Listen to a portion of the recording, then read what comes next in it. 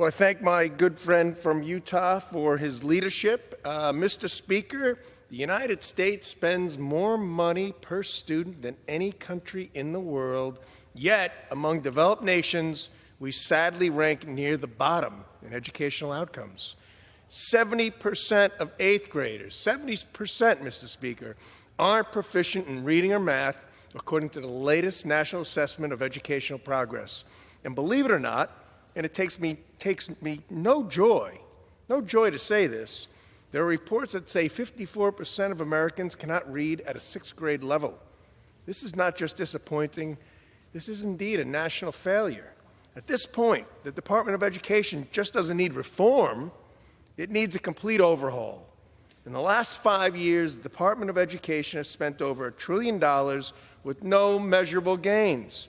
And under President Biden, its spending surged over 200%, from $71 billion in 2019 to $268 billion last year.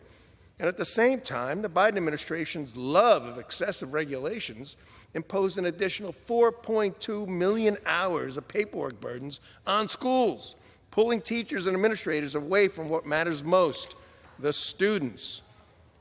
As President Reagan said back in 1982, and President Trump has recently echoed, we need to turn the schools back to the states and to the local school districts.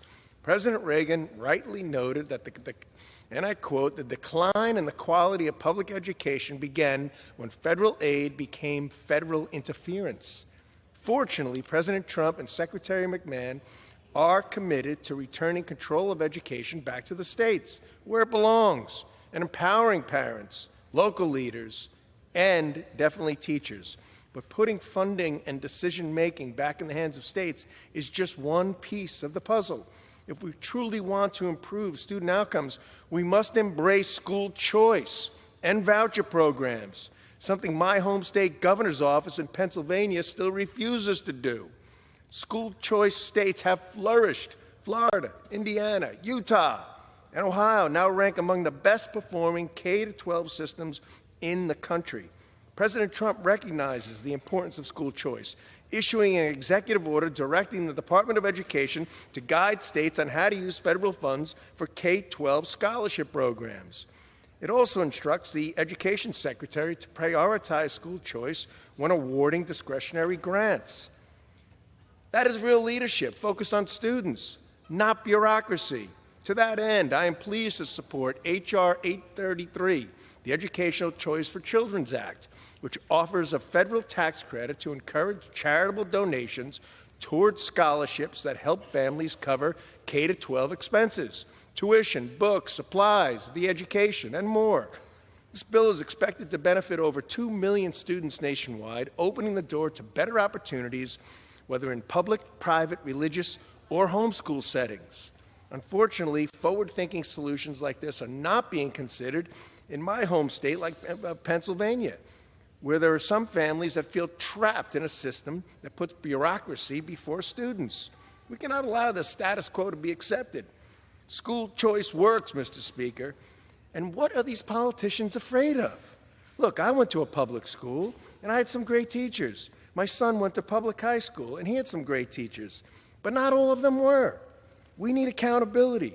Parents and children must come first. Reforms are needed, not a year from now, not 5 years from now, but right now. This is critical. We are failing far too many young people. Education is the foundation of a better life, a stronger economy, and a more advanced society. Yet we continue allowing too many students to fall behind. A child only gets one chance at a quality education. The time for change is now.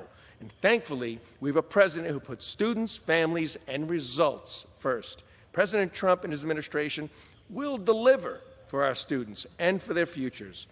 The executive orders returning education authority to the states not only prioritizes school choice, it also ensures that vital services and benefits continue without disruption during the transition. That's how we reform education the right way, by empowering parents, protecting students, and putting their educational life and results ahead of regulations. Thank you, Mr. Speaker. I yield back.